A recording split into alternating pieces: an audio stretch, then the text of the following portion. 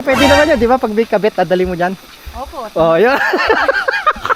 Huwag na sila masundan. Oh, yun. Kita niyo yun. May function hall pa pala dito.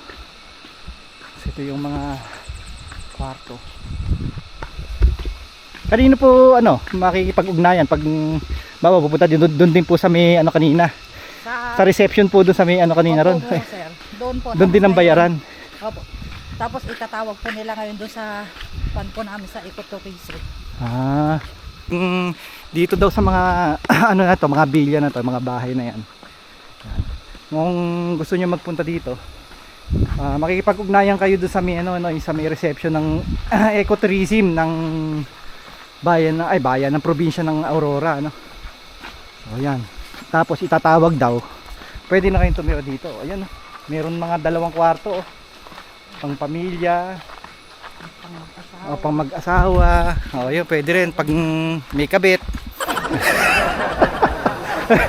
Natawa si ate. Ate, pwede naman yun, di ba? Pag may kabit, dadali mo dyan.